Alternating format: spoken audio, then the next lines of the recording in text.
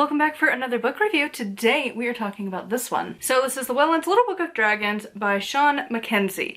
Now, I'm pretty sure this is the same person who did the Dragon Tarot, and I love that deck. The artwork is gorgeous. This book makes me question everything. So the book is not what I thought. And when I talked to my husband about this, apparently this is a thing.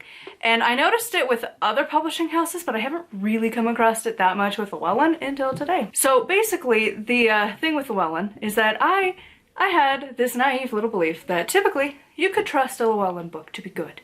It might not be revolutionary, you might not always agree with it, but like there's this standard with a Llewellyn book.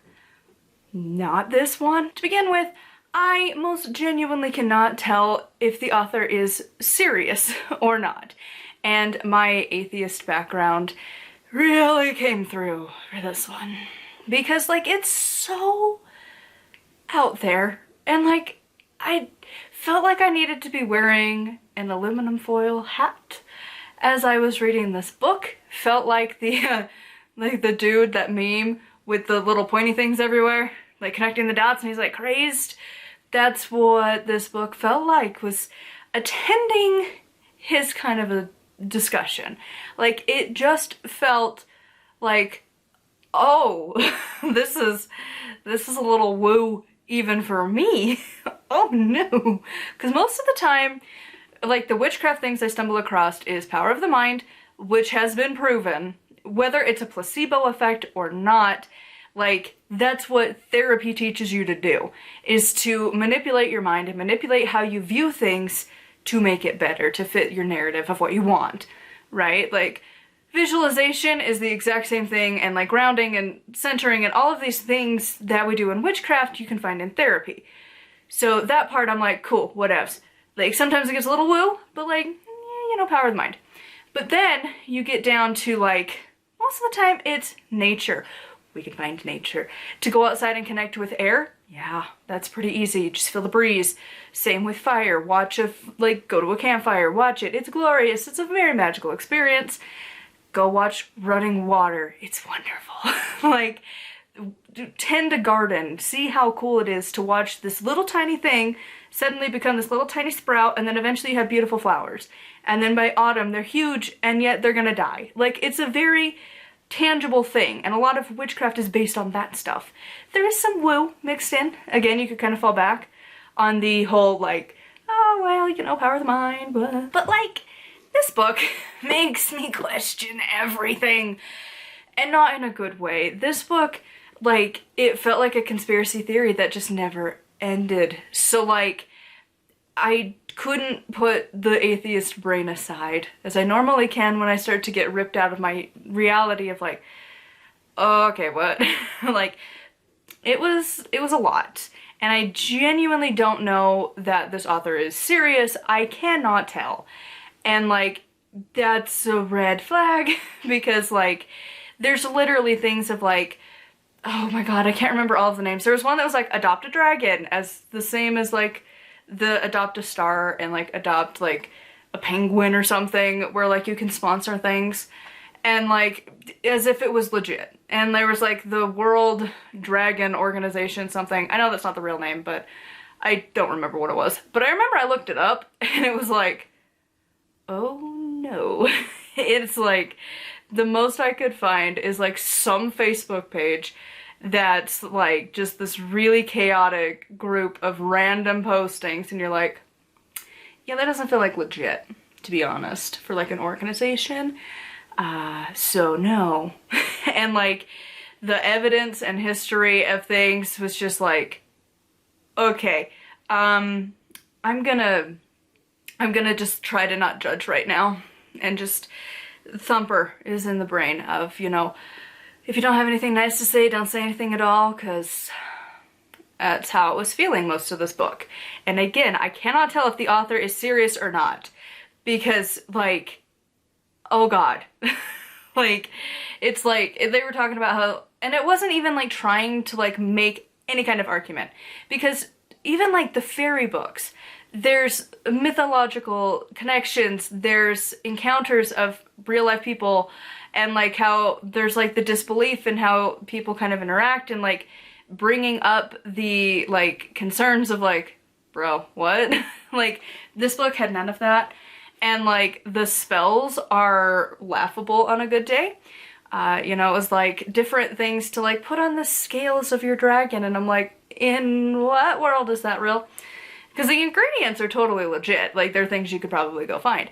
How am I putting that onto a dragon? And it's not like the Komodo dragon, or like a lizard, or a snake, or whatever reptile you want to choose.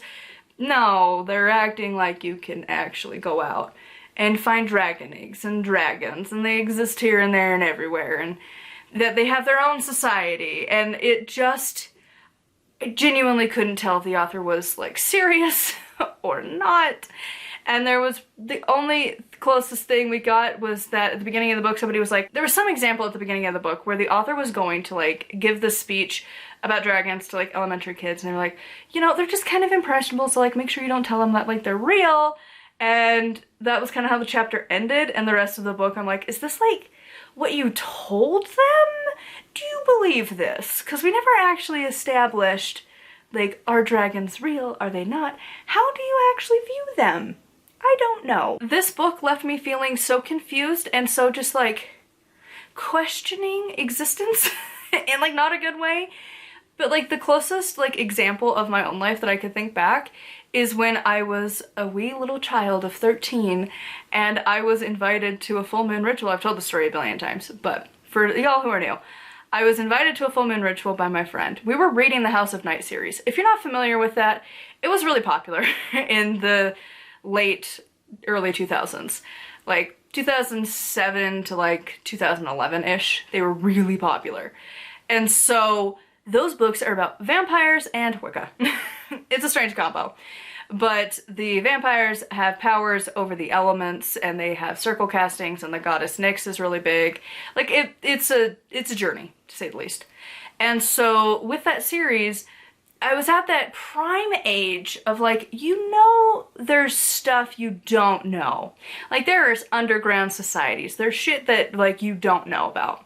Like, even just like, I don't know the order you're seeing these videos, but like going through From Here to Eternity, that book, some of that stuff, if you read that in a book and then you found out that was real, you're like, what?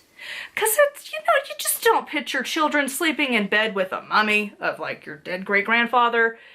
And yet that totally happens for legit in the world. Like, we don't know everything. So like, that kind of where you're like at that age of like, you know, things might, like, there's some things that like might seem really unrealistic and yet are real, kind of a thing.